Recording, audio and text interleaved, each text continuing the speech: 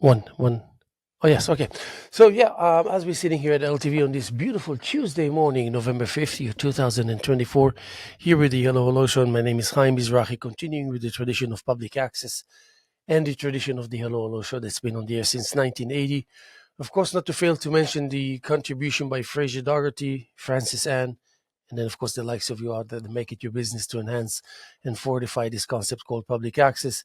And especially today, as this is elections day, but this is the beginning and the end that you're going to hear from us this morning about politics, that it is elections day and good for us.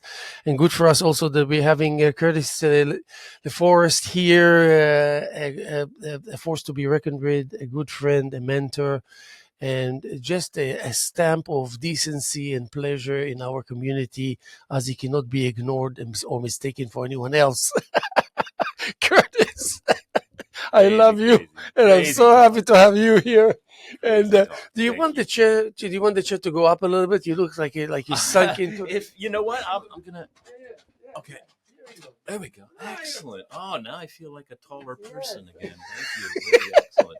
So first of all, I mean, maybe I just wanted to make the people out there that are watching us aware of the fact that Curtis and I really go way back with our friendship, but also with this particular show, late '90s and as early as the '99. Through 2002 to 2001 2002 we were like really taking this whole idea of having him as a guest here on a regular basis, in a serious way. So I think we invented the pleasure in interacting philosophically, religiously, socially, and somehow inserting also politics into it. We managed fairly well, I should say. Well, I will say this is that when you and I talk, I find more challenge without a negativity. A lot of times you speak to people, there's challenge in their words and there's negativity to follow. And I have found you to be more curious than that. And that's something I think we need as we're going into the next 4 year That's very term. generous of you to say. Thank Well, you. but this is a good example that you've been setting, by being curious and by making your intentions known to people on the show. You're doing something that they're telling us we haven't been doing, and that is getting into each other's minds. You can't stand on the opposite sides of something and stay there. You have to come across. You got to listen. You got to learn. You got to hear from other people that you don't always agree with. And in situations where you and I haven't agreed, I've still been able to walk away and feel like I have a friend that I love there. So Yeah, that's by been all very cool. means, by Yeah, all means, yeah. and also we know better what to avoid and bypass by now, Yeah. because especially me with having kids, you really want to conserve. I learned two things. One is that there's certain kind of energy that is irreplenishable, big, huge discovery. So I'm very, very careful when it comes to certain energies. I guard it with my life. And just energy in general, as I find myself discussing it with my kids, we come to a realization that we shouldn't take it for granted that just because we have energy, we're just going to spend it, because spending something can be It's spelled like as money. Yeah. wasting, you know what I mean? Yeah. So, It's like money. You should so we be know better. So I think we already conscientious. know, Yeah. we put our experience to use in maintaining that realization that we're growing, that we're changing, and we treasure it, we adapt it, and also the kind of positive effect it has on our community Yeah, yeah, by yeah. being. It most definitely does, and it's the thing, like there's television and there's fiction and there's books and there's movies, and then there's you getting out of your car, going and having coffee and meeting people, and every day you're setting the precedent for that day. You meet those people, give them a kind word, and it floats. You'll float, they float, and it's very, very, very deliberate to think that way, to be conscious of the fact that you're in a way, you're kind of like a monitor, you're kind of like a shepherd. You help people stay in the right state of mind by And by giving doing them the so, helping positive. yourself, Yeah, and you're helping yourself exactly. being reminded what is right and wrong, and there is Exactly. right and wrong, by Yeah, the way. yeah, yeah. Right It's and really wrong true. does exist, don't you think? Yeah, I definitely agree. I agree. It's not always discernible. That's our difficulty.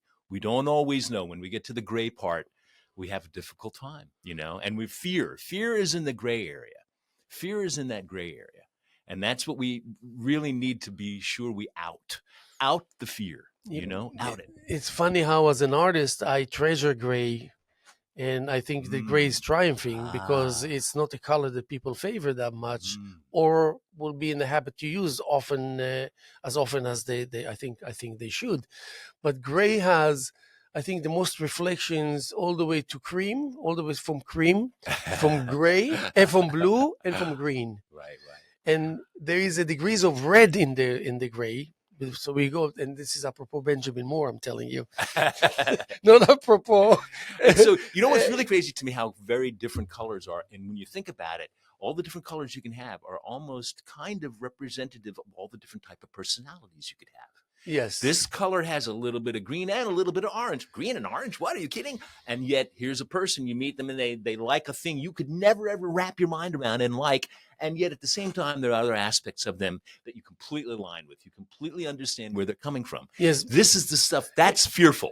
And that's what we try to avoid, which is crazy. I want to share with you and bring you into the equation of that kind of playing game when it comes to, once I thought, wouldn't it be a great idea if I put a show together that in the back of my mind there will be nothing but I try as hard as possible to create an ugly painting. And how do I go about, but only to find out that it wasn't impossible to do that, because it was very difficult to create. Yes, of course, it'd be very difficult. So I don't know that it was start? impossible. I think you had a great exercise there. No, but the thing is that the harder I tried, the more I triumphed. the more the paintings were beautiful, actually. But so I said, so how do we go about it? Is now you start thinking about colors. Which colors cannot go with each other? Right. And I quickly realized this is a waste of time, because there's no such thing as color doesn't go with another color. Think about two colors that are just awful to reside one next to the other. Yeah, you can't. You're not supposed to do. Well, you're not supposed to do brown and gray. Brown and gray are supposed to be like. You're going for the kill. Right? Your answer is like already. You start here. No, start here. No, but gray and brown. What is it about gray and brown? Let's be philosophical a little bit. Brown is like, don't wear brown shoes in business because people are going to look down on you for whatever reason. It's not necessarily a pretty color with respect to business and with respect to having power. Gray, on the other hand, if it were shark skin gray, now you got a little gloss going on. That's going to change it, make it a little bit different. But that's why you would wear gray in business, but not brown. But the thing is that gray is also in and of itself. If you're just all gray head to toe, you're drab. No one's really, unless you're going to add some real, customizing and style to it. But these two colors, what are they? They're sort of in the neutral place. They're low luster. I mean, I don't know. What is it about brown and gray that makes them, kind of like, I don't know. Well, as an artist, I can tell you that if you were to be an artist and say, I'm going to make a point, I'm going to create half a dozen brown and gray paintings. Mm-hmm. Yeah, sepia tone and charcoal. I'll give you a description now that you won't be able to give because you were in there. I've done that. Yeah. If any person you can imagine will come to that space where these 6 paintings are, his reaction will be according to he's experiencing something that he did not expect, because it's not common, and that now he actually needs to pay more attention because it's a different I don't know if I should use the word category, more like vicinity, like more new space that because if you were to have brilliant people there that you can only wish to have them there to give their opinion about what's going on, they will take their time first and foremost. And they will get into the fact that there must be so much beauty in it. Otherwise, that's how they rationalize the moment. There's got to be something so absolutely appealing and pleasing there. Otherwise, it wouldn't be there. That's the way the brilliant people think. Well, so quickly enough, they realize that they were right. Right. And then what happens is, when they discover that they were right, they won't share it with you. That's the thing. You're going to have to figure out yourself that what they're actually emotionally going through. It's your job they're not going to externalize it and do it and then come shake your hand and say, by the way, this is my opinion. You're not getting it. Well, The only this thing is you're the getting artist is the speaking. them. The only thing you're getting is the them physically there, Mhm. present. That's it. All right. So now the artist is the one that you were just describing the feeling, right? The artist that puts something out No, there. the critic. The critic. Okay. Yeah, yeah. Because the But the artist knows the critic, truth. yeah, The artist knows the truth, and they are putting it through. If they're using one color, like if they were using sepia tone or charcoal, okay, so there's the black or the brown, right? They are bringing out the truth that they see, which is the contrasts in the light. Even though they're using one color, they're still showing the contrast in the light. They're giving you a truth that they're seeing. So as you were speaking, that's the thing I was hearing, which is And interesting. also, you want to be able to introduce colors, but that when people will look at it, they won't think colors. They will be more like proximity, composition. That's the shades of gray. Yeah. So that means it's almost like someone comes to critic your work and then he forgets his job. So what happens is he will talk to you about everything but the actual painting, the actual art. Why? Because he wants to tell you that he's smarter than he wants to tell you why you were right in giving him the respect that you give him. You know what I mean? Because this is not there. For example, if you have a critic that's coming and in your face and you know who you're dealing with and here's your artwork and here's your, if you're not trembling, then something is wrong with you. Already should give you an indication that something is wrong. You have to tremble. You have to look up to, you have to admire, you have to give credit, you have to favor. To a critic. I mean, for being the artist, I mean, you have to indulge in giving even more than you need, more than you can even. But the thing is that when he goes and he loses the chain of thought that relates to color, so now you're guaranteed that before he leaves, he will come and volunteer some new things that will really benefit you. He will say something like, I managed to figure out, technically speaking, what it took on your behalf to make this painting. Well, now that's a brilliant statement. Right there, you gotta be motionless because you want to repeat that. He's saying, I think I managed to figure out, technically speaking, what it took for you to make this painting, what you had to go through. Not like this is, he can sink you with his ability and knowledge about art, right, and to give you the whole thing, which he will, and will be very critical with you in another opportunity. But now he's giving you credit because he says it's just a slight bit beyond me even. But I managed to figure a few things. So what is he telling you? He's revealing something to you, and by doing so, he's asking for your opinion. Right. You've gone another step. Now he's switching it to you. He's asking for your opinion. Right. And he's saying, though, that you've gone another step. Yeah. You've brought me somewhere. This is the critic being without good actually saying it. Yes, absolutely. Yeah, that's a critic being good. Good point. And boy, we need more of that. And I think that what I've found listening to that is that this is, again, within the theme of us keeping ourselves healthy, us keeping ourselves forward moving, us keeping ourselves curious and in the right state of mind to cause a community. And, a critic on art, but art in general, art being the voice of people. This is something absolutely we need more of. We definitely need more art coming out. I wanted to share something I saw, if I could, with you, Haim. Was you're here. I wasn't. Yeah. It was a tripod. Okay, this guy put 3 legs up, and he suspended a piece of art from the top of these 3 poles together, and he painted them with spray paint that was the blaring fluorescent green, fluorescent orange, fluorescent blue, and it's these 3 legs and a thing hanging with those colors on it. And some people might walk by and go, ugh, but other people look and they saw like a starburst because it was chrome underneath some of the paint and the light was catching it. And if you hear me and you're out there, you should connect with Haim.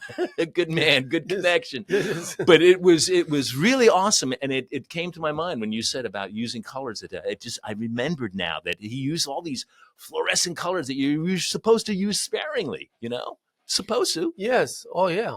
Or otherwise, everything's okay. Everything's acceptable. And the good news is that the control, for the most part, is up to you and in your hands. But I remember when I first, and probably you remember, 20 something years ago, when I first started with exposing myself to art, I was very doubtful about what kind of room is available there to me to fit in. Too many good artists, too much talent, and who am I, and all this. It was very puzzling. But quickly enough, I realized that if I import my knowledge about work ethics from other territories, like being a house painter, or just in general functioning in life, raising kids, that would be a big. So I my work ethics when it comes to other things were second to none. To none, it was impeccable. So I just literally and quietly imported it into the art. So when I went to the studio, if I wasn't to create, technically speaking, like a madman, there will be like a mechanism that will just irritate me and cause some electricity in my forearm, so I wouldn't be able to relax until I will find myself doing the right thing. So it turns out that early on in my process, whenever I spend time in the studio, it spelled that I'm working, not that I'm listening to music or smoking a joint or making phone calls or whatever, which is not a bad idea, but not in the studio. In there was 100%. So I was almost guaranteeing myself indirectly a sure thing of a reality. Yeah. No matter what, because Yeah. I put so much incredible amount of time for work and I don't sway and I focus. So one of the things that it led me to find myself doing is that I'm going to bury them with quantity. This is the thing that was stuck in my head. Yeah. Why? Because I'm not ready for criticism. It was too early for me. It's not like I couldn't accept your criticism. I wouldn't even be able to relate to it. So what am I going to do? I'm going to puzzle you. You're going to come to my art show. It doesn't matter what you're going to see there. There's going to be a lot of it. Yeah. Tons of it. But you know what? From start to finish of all of that stuff, you get better. But yeah, of course. But let's stay there a little longer. Very excellent. So then you say, quantity quickly enough becomes quality. Now, this is something that society will find it very difficult to deal with. Not to accept it or not accept this statement, but just to deal with it, because all they know is don't rush it. Why do you feel like you have to do 100? And why do you exhaust yourself? And maybe that's going to be on the account of quality. Things like that, very common to hear. So at first it was like this. So when people approached me, I said, I don't know what to say. That was my reply. This is what it is. Hey, guess what? And then one last thing. Yes. So those that you really valued their thought, their opinion, all this, you found out that they cannot relate to the art because they're too busy trying to figure out your madness, your crazy technical ability, your frenzy, and they couldn't ignore what they see. So they were too busy trying to figure things out technically. So when they come to you, they say, today I'm not going to criticize your art or talk about it because I'm not in the position to do that. But I will talk to you about how amazed I am that you put this thing together. Well, let me tell you something. Guess what? While you were talking, those were the gates to heaven. I hear you, baby. The gates to heaven opened, and I entered heaven. I hear you. What I like is that what you're talking about is a process that you're comfortable with. That's what I really like about what you just said. And what's really interesting, and confident, right? And confident. And here's the thing: is you talk about the other people. You know what? Put those people who would ever criticize you Don't touch my cookie. on your art. Put those people who would ever criticize you on your art I'm such a bad behind the shoulders of a person writing a novel. You know what writing is? It's rewriting. It's you putting a painting together and saying, putting it aside and starting another one. You doing that is just like a writer rewriting. Because writers don't just that last thing they put the page. No, that's not the page that's going to be printed into the book. That's going to go through 7 or 8 other people's comments, and some words are going to be shifted and whatnot. And all of that process on writing, you've imported into your painting.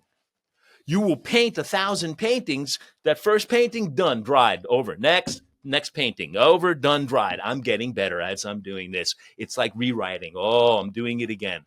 And I think that I saw that parallel, and it sounded really interesting, as an import, very similar. Rewriting versus painting and painting and painting and painting and painting until you find that one. Maybe you'll find that one style, or maybe you'll find that one painting. It could be either.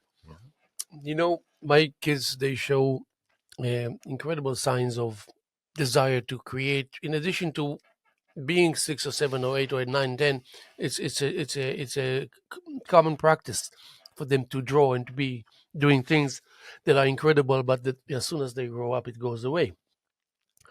But one thing I find myself telling them is, you're better off doing things fast. Mm-hmm. And so early on, they're not prejudiced, so they will not listen to you and say, really? They will find it interesting, and they will follow your suggestions.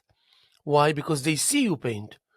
My kids are the only people who see me paint, and don't allow anybody else. They ask the right questions, everything, and all this. So as I'm doing something, I said to Bina, did you see how fast I did that? So what I'm trying to tell her is, without telling her, and asking her without asking her, did you see anything that is suffering because I did anything fast? Do you think anything that is not being achieved because due to the fact that I did it fast? Do you think anything negative that's happening in front of you because I'm doing it fast? All this without asking, without this, and she's already understanding it. So that means if she was to go out of the studio and come back again and see that, she will have a recollection of what it took for me to do that. And she will be amazed on 2 fronts. One, on the fact that to begin with, I managed to create something so beautiful that happens to be complex. She already understands it. And then the other one, boy, oh boy, did he do it fast. So now she says, not only that I want to do it like my father, is that the faster I do it, the more time I have to discover and to investigate and research and to fit into a day's work. So they realize that it's important to conserve your energy, to figure out how you handle your time, to be like a mathematician when it comes to the portions needed for each thing.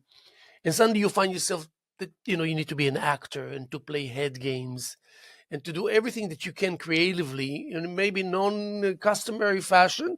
But then at the end of the day, when you look at what you did, nothing resembles what you saw in the morning. How about that? That's nothing resembles. There's more stuff. There's different colors. There's more layers. Yeah. And you know it because you did it. Yeah. That's allowing yourself to get caught in the wave. This is That's called what we all hope for. Stabilizing what's already stable. Our society, our immediate vicinity, i.e. our community. Even less than that, our neighborhood. Let's just say the Springs of East Hampton. I don't look at it through the eyeglasses of heritage of the greats, because these greats are just greats for a couple of minutes. That's it. I don't live with the knowledge that Picasso or de Kooning or Pollock, they were so great and I need to be humbled like this. I introduced myself to them and I was humbled for 5 minutes. Right. And then I'm just the regular person that I am. Yeah. So I don't see it through the glasses of that heritage. I see a small, little, tiny community, and I see being fortunate to have so many artists spread in such a small area. And guess what? They happen to be good artists, really. And you just kind of can't wait to interact, can't wait even to make a fool of yourself. It's okay. It's all creative. It's all artistic.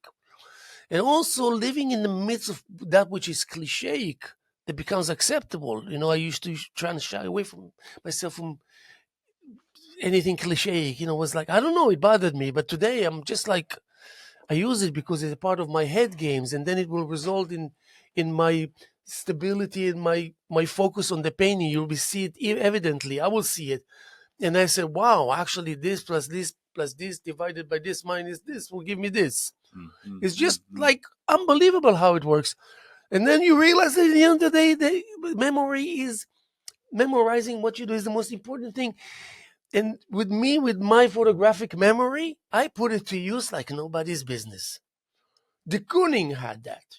A part of why de Kooning was so great is because he utilized his photographic memory for the sake of his plans and compositions and placement and colors, maintaining that level of simplicity and going all the way. That's something I didn't know. Yeah, I didn't know yeah. that. That's so interesting. Because he used to preconceive everything in his head. Right. To see colors, shapes and colors, proximity. Nice. And then once he accomplishes it, then he goes to the canvas and says, okay, the red square is here. Nice. The yellow circle is there. And he just needs to get it right. Yeah. According to his... And it's brilliant. Good. But if it's not absolutely right, he's not brilliant. Right. It's interesting how these things that are like almost... it is abstract, totally abstract, right? It was in part of the abstract movement, but how they ring something in us, touch something that vibrates, makes something move or halt, makes you hold your breath, makes your eyes widen. What is it in art that does that is just always ever fascinating to me. I put that in the same category as looking at style of a shirt, of a belt, of a dress, and sometimes I feel like it just completely passes me by. What did they do? Yes, I see that little corner there, and I see how it's set off by that other little corner over there, and that's an interesting look.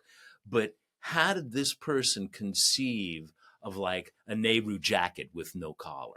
And the perfect sash and the perfect, how? Yeah. That's awesome. That, to me, that's the total ability of it all, to connect it at things that, I'm not seeing when I look in different parts. Yeah, but you have that level of sensitivity that reveals that to you with whatever you do. Yeah, that's true. If you dig into it. You don't need to dig that deep, but because you have a lot of information available. Truly. Because of the kind of person you are. Truly. Oh, so we're talking about me. Okay. But also people. As much as a favorism, as much as the compliments that you will ever get is no. Nothing follows that. It's just, it was a mistake that I gave you compliments. No. But you have, look, you're instinctive and you work by impulses, which is, in your case, it's an awesome thing, because it works for you. Because it goes hand in hand with with your personality. So that's a great place to be, because other people struggle with their therapist about these things. How they get themselves to be in that zone where they can just react by impulse, by instinct, and always be right for the most part. Well, about the thing you were saying about going fast. What I really love is one time I had an experience of that. In my mind, I had a picture in my mind of a stump that was cut about a foot above the ground, that had roots going into the ground and different, at angles like this, and it had a hole at the bottom of it. And when it came to drawing the periphery, I did the periphery really fast. And when it came to the hole, I wanted depth. So I started in the center, and I just really, with all the black, charcoal and like this and like that. And slowly I came out. And man, I surprised the hell out of myself. When I was done, it was a stump with a hole in it. Clearly, there was possibility of little animals coming out of that hole that I made. And I just sat back and I can't believe they did. Yeah, probably they did. But I hadn't believed you just missed them. Right. But I hadn't believed it was something that I had done. And it was a function of going fast and just making all that stuff already in my head, just putting it out there. So that's an interesting thing that you had said earlier. I'm one step behind you. You're saying this stuff, I'm processing it, and then another conversation later, I'm telling you. Absolutely. And I just want to tell you, for example, about speed and about fast. Yeah. the only reason and way that they can tell that you're actually doing things fast is not because they examine your art. It's because they see 40 paintings and they see 2024. And they know that the 6 months earlier, you didn't have that yet. So in their head, they're saying 40 paintings, 6 months, that's crazy. So what happens, they're talking to you about speed and fast without being able to relate to the art. So that means they didn't examine the art and said, oh, this was done fast. This was no. If you were to show them one painting at a time, they will never in their lives would have thought that you did it fast. Right. Because every item, every ingredient in the paintings tells you already the story that this could have not been done fast. Mm-hmm. But Okay. that's because in here it was done slow. But that's the thing for me is not only to create it fast, to create it perfect. You're not compromising. You don't compromise quality or essence or subject matter or whatever style. You don't. You just deliver. You deliver it when it's ready. You happen to be able to do it fast. Now, in the same token, when you want to lose everything that will associate you with narcissism, because you don't want to come across the fact that people might find themselves examining you through lenses that has nothing to do with who you really are, it will be very difficult to explain yourself later so people will abandon the idea of how they feel and think about you. So the only way to do it as an artist is to create art that will cause people to come across as ridiculous if they will try to do certain things without thinking it out thoroughly. You would never be exposed to any anything mean, anything spiteful. It's not a probability even, because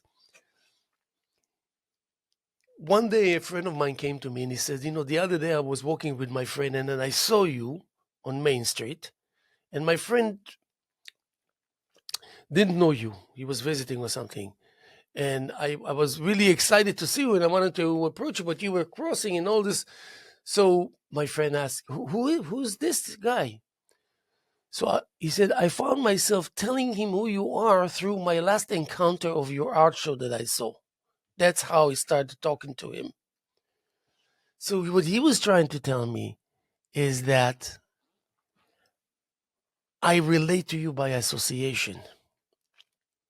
So that means I will never ever find myself entertaining an idea to fuck with you, or to come and find myself saying, you're a loser. It's improbable. Right. If someone comes to you and say, I still remember that poem that you read at the Canyo's bookstore, and there was an open reading and you read that poem and there was a line that's talking, I have a sailboat in my mind and it sails to distances that belongs to my forefathers. And the guy is saying, 20 years is stuck in my head. Nice. Nothing in the world can take that away from you. And it's like a shield and a guard from me suddenly finding myself not respecting you. It's fixed. My respect to you is fixed. Now, I see that in the community with other artists. Like every time I see David Slater, for me, it's just a rejuvenation of senses. I know who he is as a person, but I know more who he is as an artist. How serious, how much work, how much time, conviction, dedication, devotion, love, consideration, regard, sensitivity, flexibility, selflessness, everything you see there. But you don't need to see the person, you see the artist. So I would never find myself even thinking to myself quietly anything negative about the guy. Right. It's a fixed thing. Right. This is a great place to be when you talk to, let's say you have a daughter or a son and all this, and say, I told Leah, you can by age 18, if you listen to me, have already half a dozen solo exhibitions of art. We're not talking about good art or bad art. We're not talking about art that they write in the papers and you become famous. This is a shield and a guard for you from bullyism. Nobody will dare bully you. Why? because by doing so, they will ridicule themselves because they're going to do it to a person that is as powerful as you are. Not for muscles, for exhibitions, for art. Yeah, I remember it was 22 pieces of impeccable art there. What the friggin' heck?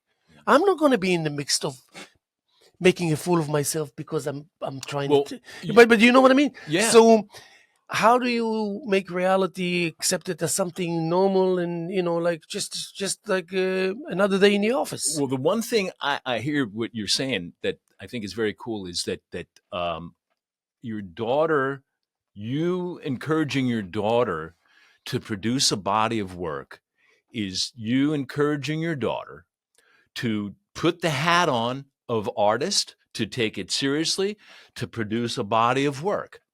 And when someone steps out and does those things like you're asking her to do, when someone steps out of themselves and commits to doing, no one can say anything negative about them. It's like I was telling you about this TED talk I saw, where this woman actually started a YouTube channel and she invents things that don't work. When you go onto her YouTube channel, expect to see inventions that don't do anything. And I thought, holy shit. And you know what? No one's insulting her. No one. You know why? Because she manifested something going on in her mind. She made something happen. She is irreproachable because of that. Just like you're telling your daughter to be. Make a body of work. No one can say anything about you because you put yourself out there for a time and you produce something. And there it is. Look at that. And I actually, you're telling me how to feel okay about myself and my invention. I just got my patent I told you about. Yeah. And it's a slow process. I have raised it like a child, the way you're raising your children, and the truth is that once I got that patent, I put myself into a new category of people. I am eligible to receive money for my patent if someone wants to take it and lease it out and manufacture it. So I'm going to a trade show in March in Las Vegas, and I'm going to show my patent out and see if I can get somebody to lease it, a manufacturer to lease it. Yeah. But the thing is that that's my body of work, and if someone says, Carlos, what the hell have you done? Have you done it? Hey, you know what? I've made mistakes. I've done good things. I've done bad things. And I have this body of work. This is a completed patent. Now I'm out there with a thought that I had on my own that lawyers have proven to be unique. And it's going to possibly bring me back some money. That's what I'm hoping for and praying for. Keep hoping. Yeah. No, it's the truth. You know what? As you keep hoping, you keep finding the next right thing to do, right? Yes, but again, with you carry on your own scenarios, compositions, just as a person. You don't. With you, I feel like you don't really have to create something per se that people will experience. That they're experiencing you and It your. would be nice if I your got presence. paid for just being Yes, me. yeah. Well, I mean, I did 6,000 shows here. It'd be nice if I was to get $100 a show. That would be nice. Yeah, sure. And in 6,000 shows in 37 years at LTV, I didn't get a dime. So what does that say? No, you got the money for LTV. Yeah, I got the money for LTV. So you don't say you didn't get a dime. You got a dime for them. For them, yeah. There you go. That's fine. But we need to accept the idea of appreciating art with a greater sense of appreciation and respect, and that indeed it works and it prevents many battlefields, bloody battlefields from erupting. It creates conversation, and what erupts is communication. Yes, conversation that creates communication. That's our only salvation. Honestly, again, like I said in the beginning of this show today, is that for the next 4 years, 8 years, whatever, we are the people that are working with each other. It's not something out of state. It's us. We need to make life livable. We need to give each other the benefit of the doubt. We need to give each other the generosity and the gratitude and the graciousness that I know I would experience if I were to hitchhike across the United States. I am guaranteed, I'm certain in my mind, okay, that if I were to hitchhike across the United States, that everybody I met, no matter who they're voting for today, would give me a decent reception, They would help me in the community as I pass through. Unless you scare the hell out of me, because I won't stop for you at the highway. But I really believe it. Hey, I don't think I'm any weirder or funkier looking than anybody else across the United States. I didn't mean that. But anyway, but look at you, man. I mean, yeah, I know. But this is my belief and faith in America. Before sunset, you're hitchhiking. I'm not stopping. No, I really have. I have faith in America. Bad things happen. Sure, terrible things. But I don't believe. I believe that those are the unusual, and I believe those are the exceptions. I believe I really could get across the United States unscathed. You're looking at the camera. I'm looking at the camera, looking at you. But the thing is, I believe in the people of the United States, that I could go across the United States unscathed, and that we are not really at odds with each other as everybody would maybe think from looking at television and looking at movies. I think that we're a lot closer together, and we need to continue that. We need to connect that. And art, getting conversations going. Art is an expression of one person's mind, and maybe a whole bunch of people are going to try and get to know that one person. That's great. But we should all try to be getting to know each other. The people that you don't think you would necessarily get along with, you really got to be trying to connect and make sense of. Yeah, but this declaration and statement should be long-lived, not short-lived. The thing is that, maybe whatever it is you describe is a good thing, but it happens only like every Tuesday, or every Wednesday, once a week, once every other week. It's got to be day in and day out. Yep. It's got to be 24/7.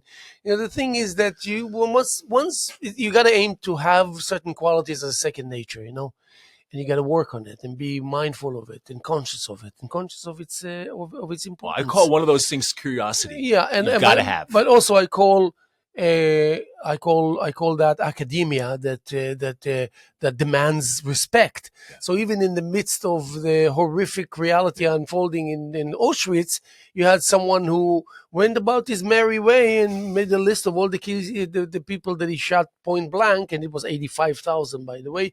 But he found out that there's a pianist there, one of the inmates, that he literally absolutely worshipped before the war. And guess what? He arranged for him to come to his office and brought a bed and a piano and dropped on his knees to say, "Maestro, I want you to teach me." This is the epitome of that which is not only weird, but horrifically disturbing, even though it has a sign that art actually stands in the way of evil from fully executing its plan. You understand? It's a powerful demeanor that reminds evil itself that in some point in the distant past, it had a meaningful engagement with that which is artistic. Well, art comes from God. Yeah, and I really believe art is the perfection of God. And we put it out in our little feeble way, we're a little human trying to put what is godly on canvas, out of stone, But I really do believe that thing that connects those dots in your mind before you put pencil to paper or brush to canvas is God. I really do believe that's God. We got to make sure it's accessible.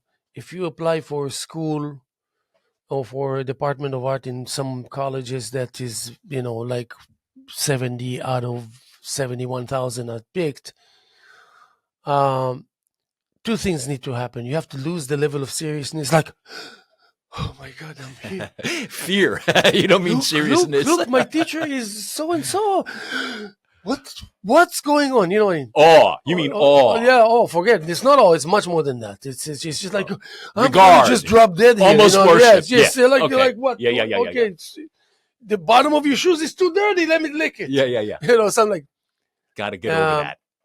And the second is that all those who were not accepted would get 3 minutes with the head guy of the department for a crash course. 3 minutes. Like, listen, I just want to tell you, I think you can succeed. You go to Michael's when they have sales, bring about $200-$300, buy about 2,000 canvases. It doesn't have to be number 3. It can be number 1. It's okay. You start like this. Then you buy the whole spectrum of paint. 2,000 canvases, the whole spectrum of paint. You can buy 50 brushes for $1.99. Buy them. Spend $300, go home, buy an easel, build an easel. It doesn't matter. Make a point to work an hour every day, 2 hours every day. Yeah. Try when you work to hold your breath and try to squint as much as possible when you do that. Day in and day out, and day in and day out. And every time ahead of time, you make sure you have space to show your work. And the day that you're going to show your work, you have to whatever. If you want to drink alcohol or smoke joints or whatever, anything that will help you sustain your face expression throughout the process. Guaranteed success. Good luck. Hug. I'll see you later. Interesting. Instead of telling you, yeah, you apply and you already know 1,000,000% that nobody is going to look at you, think of you, or say yes. Right there. Disappointment before disappointment even knocks on your door. Yeah. You know what I mean? And it just becomes worse and worse and worse. Now, and the direct order to anyone who's involved with this department, never ever to say to anyone, you don't have what it takes to become an artist. If we hear you say that, you're fired. Yeah, but you know what's really interesting, Haim? I got to tell you, this is so crazy too, and it almost even explains what today is. Okay, ready? I have a quick little story. There was a bus driver that would come around the corner on 2 wheels to pick up the kids at this bus stop, and then he would do the same thing at the next bus stop, and he would yell at the kids, sit down, shut up, you're making too much noise. And he sped, and he'd get them to the school, and he screeched and opened up the door. And once they were out, they're almost not even out, and he would take off.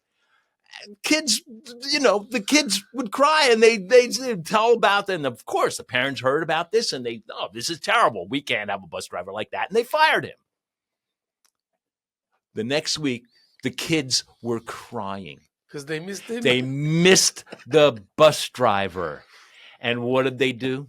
They hired him back.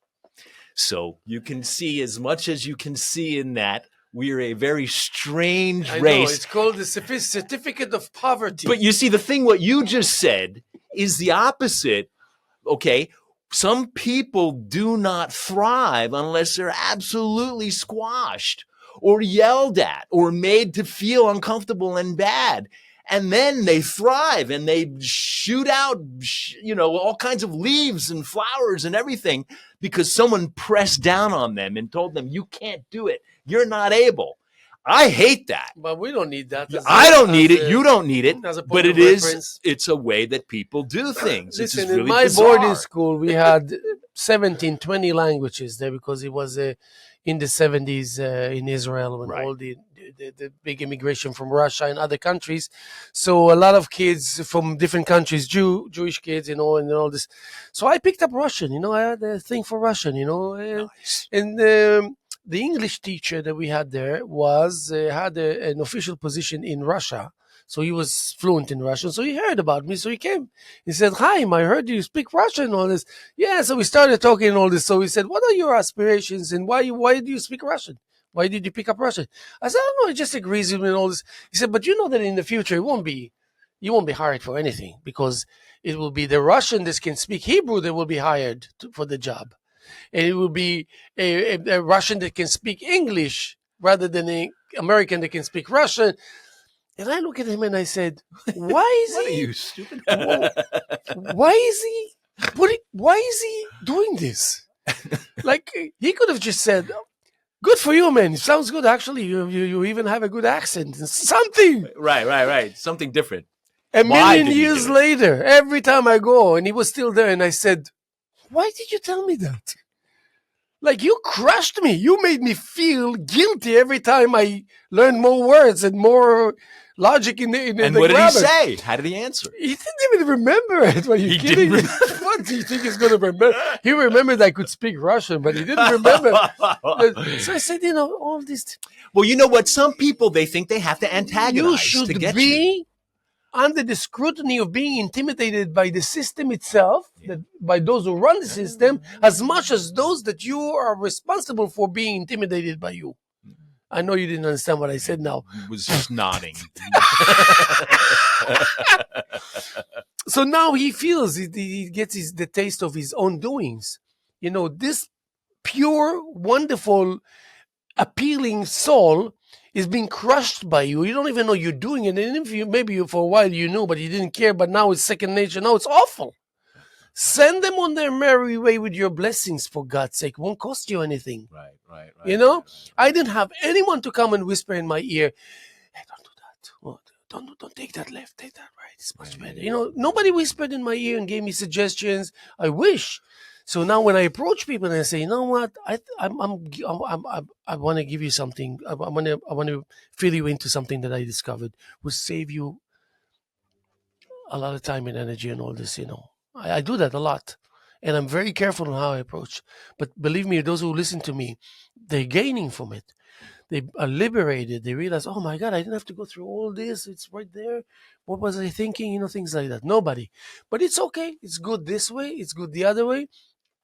But I had, early on, I captured the attentions of those who I cared about. I cared about their opinions.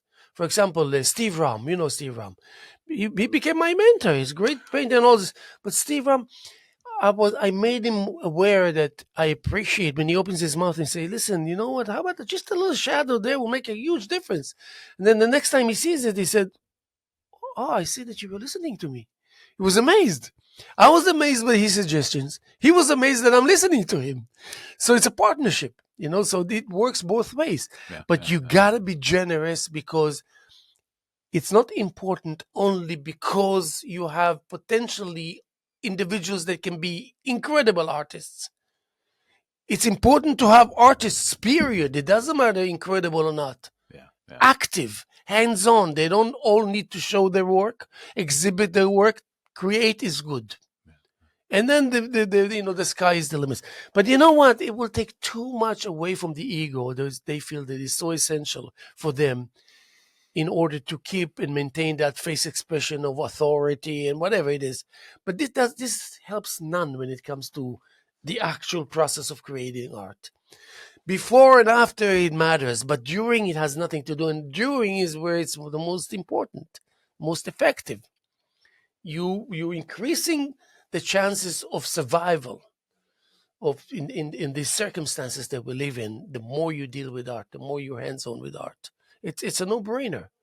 But I know in the same token that it's just wishful thinking, because unfortunately it is as difficult as it sounds to just say, hey, listen, I love you, don't get me wrong. It's just that you cannot fit 40,000 in a space of 70. Well, you know what we but don't we know? love you, we care about you. But you know what we don't know? We don't know what it is that brought them to where you are at that moment. We don't know what it is that's in their mind, what obstacles they have to go through to get to that place to accept clearly what you're saying is making sense. Yeah, but they can accept you in general as just someone. And they don't need to know the nature of nature itself. They just need to, they see you, they can feel your need. They can feel also your distress. And they know also that once you open your mouth, when I saw Kenwood Denard in Spanish Harlem 1984, Kenwood Denard was a drummer that scared the world. Superstar. And I was there with him. And I remember that I realized I cannot survive these sessions. He's too great. He's too powerful. So what did I do? I focused on what I needed to focus. His energy, his power.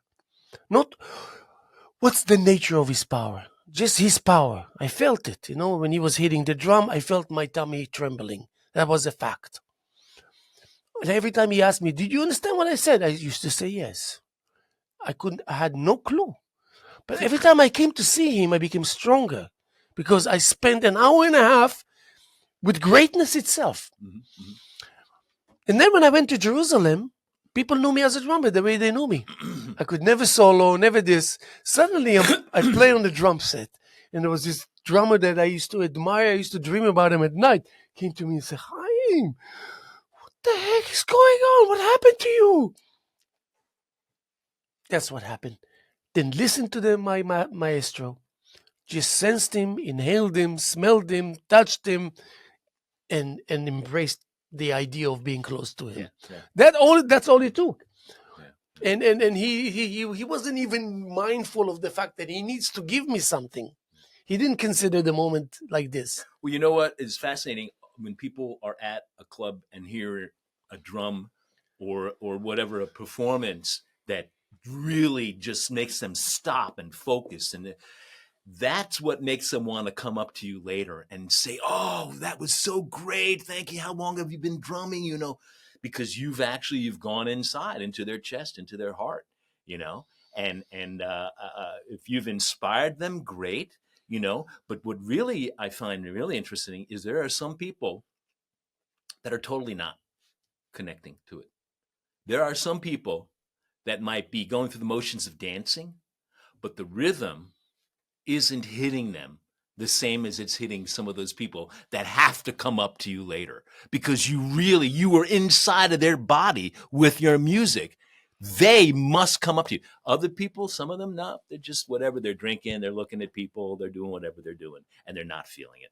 Yeah. It's No, interesting to it me is. that exists. It's It is fascinating to me. interesting. Just your awareness that makes you understand that's already great in itself. And You it know what I makes mean? it possible that you could be Yes, an artist as well. Yeah, that you could be a drummer as absolutely. well. Yeah, But yeah, let those, by the way, when we ask authority to humble themselves and all, and come and say, don't get me wrong, you're important. The fact that you're not a part of this outfit now, it means nothing. What we want you to continue. Like, what's the name?